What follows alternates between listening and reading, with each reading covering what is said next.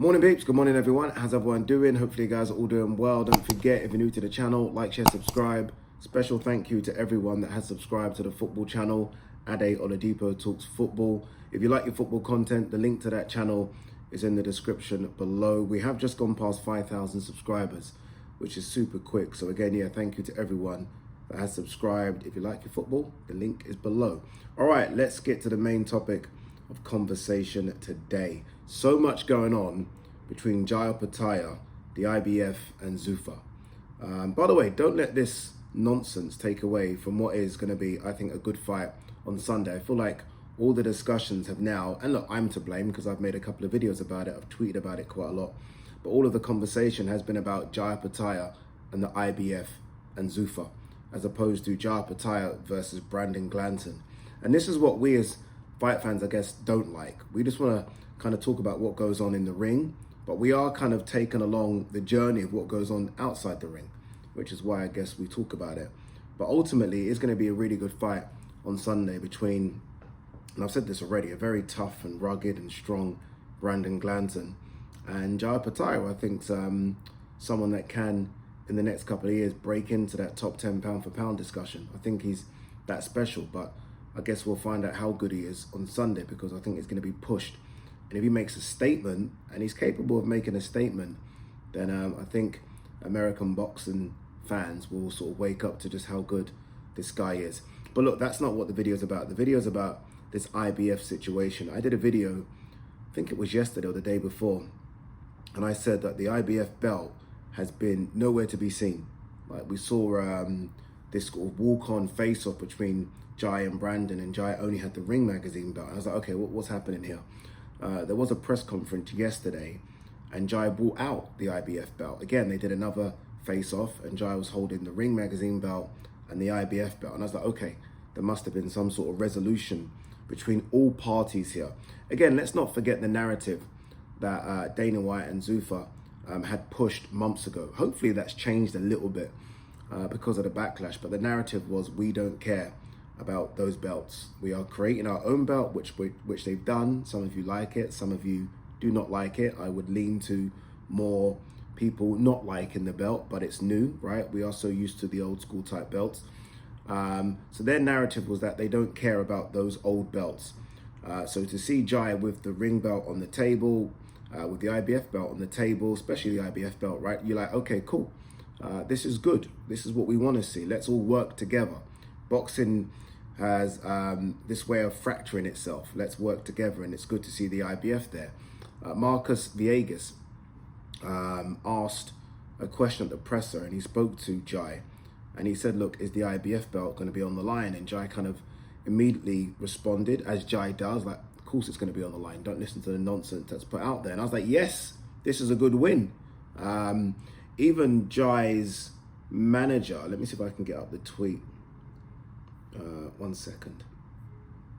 I think he's Jai's manager. Well, Zuffa, sorry, this is it. Yeah, Matt Clark, who is Tasman Fighters. I think he's like director of operations. He manages talent, so obviously he looks after Jai. And this is what he had to say. He tweeted this: after so much rubbish being spoken online, the IBF and Ring magazine titles will be on the line between Opetaia and Glanton. Don't believe everything you see online, says the champ. Well said. Okay, cool. And then Zuffa themselves put up a post saying all up for grabs, and they got a picture that you guys can see of Jai with all the belts. So it looked like, again, we are now having a working relationship between the IBF, Zuffa, Ring magazine, and that's good. As I've said, that's what the sport needs. We don't need it to be fractured. Sorry to interrupt the video, but this is very important. If you're one of these people that watch the channel and don't hit that subscribe button, or forgot to hit that subscribe button, please hit the subscribe button. I am trying to get to 200,000 subscribers, and I need you to hit that subscribe button if you haven't already done so. All right, back to the video. And not only that, but if you're Brandon Glanton and you pull off the upset, you want all the belts. You want to be called a world champion. Obviously, you get the Ring belt. The Zuffa belt won't mean much to you at the moment, but the IBF certainly will.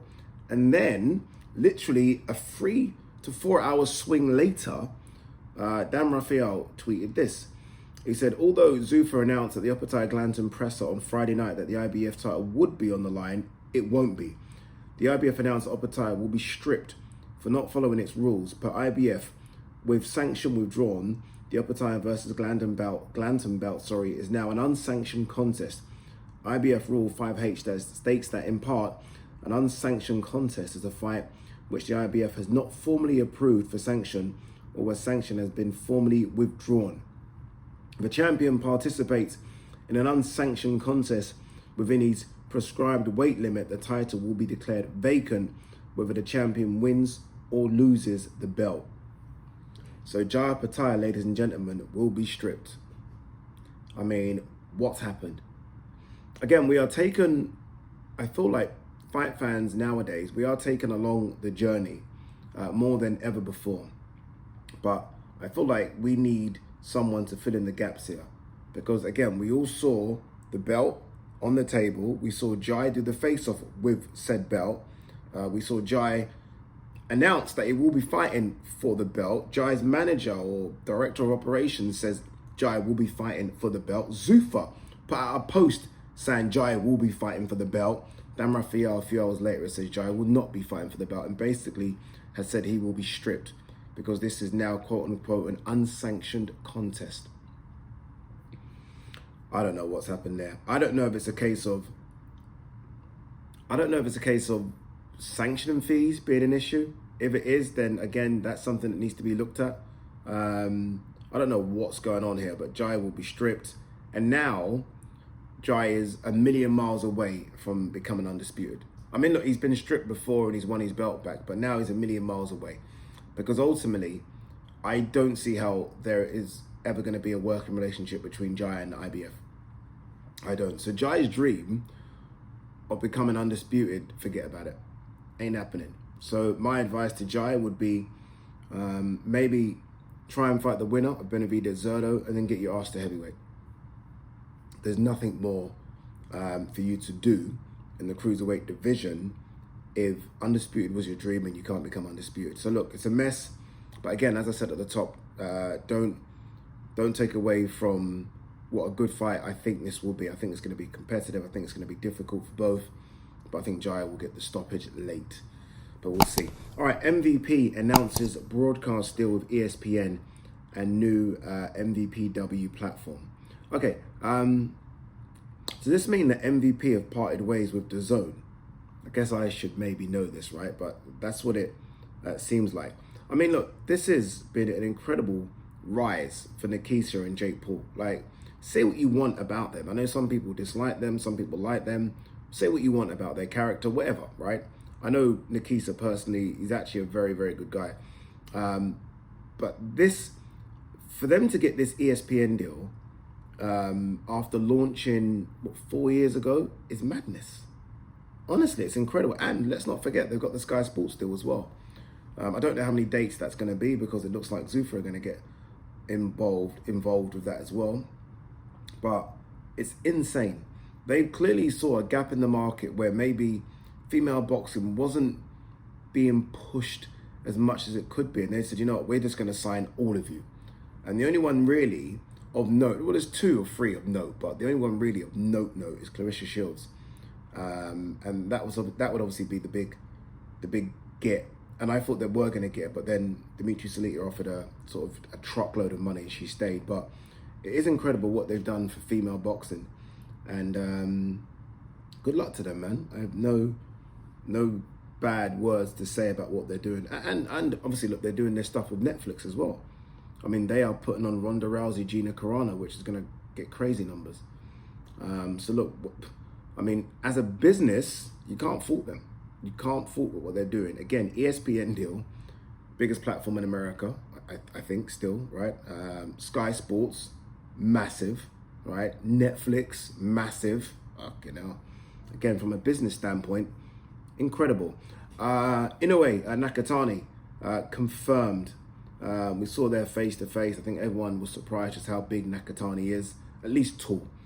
Inoue's certainly more fixer. Again, I did their last fight, Night of the Samurai, I think it was called, in Riyadh, Saudi Arabia. So, you know, I was in the ring with both as well. Yeah, I did all the ring interviews. Nakatani taller, but a lot more leaner. Inoue, big, thick, strong legs. And after both performances, you'd have to kind of favour Inoue to get the job done. But yeah, we'll see what happens in that fight. I really do want to go. I think May 2nd. I'd love to go. I mean, I think the Ring magazine are the ones that are putting it on. By the way, very quickly, on this MVP deal with ESPN, what the hell's going on with Top Rank then? Because Top Rank, by the way, they've got so many, like Top Rank as like a brand and an organization, that if Top Rank will go into any broadcast or any network, surely they can get a deal, because what Top Rank have in terms of world champions, young world champions, names, it's insane. How they can't get a deal, like surely a deal is being spoken about between Top Rank and DAZN. It just makes sense. Like, or even, I was gonna say Top Rank and Paramount. I don't know, Top Rank and Amazon, Top Rank and Netflix. Like, it's mad seeing all these other boxing companies get deals, but Top Rank, who are, I don't know, sort of embedded, interwoven into boxing history, can't get a deal. Kind of crazy. Approaches made to IBF and WBA regarding Alexander Usyk's status as champion. Okay, I knew this would happen. Obviously, look, Usyk's gonna fight Rico Verhoeven and the WBC title. We've done videos, we don't need to speak about that again. But now there's a lot of talk about Wilder Chisora, or at least there's a play for it to be sanctioned as the IBF, for the IBF heavyweight title. Because I guess if you are ranked, and Chisora's ranked very high, I think Chisora might be, so a quick look, I think he might be ranked number 2. So, you know, he's got a right to kind of ask the question, like, if Usyk is not fighting me, well, yeah, Chisora, there is no number 1 rank. Number 2 rank is Derek Chisora. The problem that Chisora will have is that Deontay Wilder isn't ranked in the top 15. So that's going to take some, I don't know, some haggling. It's boxing, people. Anything is possible. But yeah, it's going to be interesting to see what happens. All right, guys, girls, is that it? Other little bits and bobs. We are back to London on Tuesday. So we'll probably do, I'd rather do Ade Gman from my studio as opposed to this, because I'm not quite sure about the Wi-Fi. But if the Wi-Fi is good, we'll get it done. But I'm not quite sure.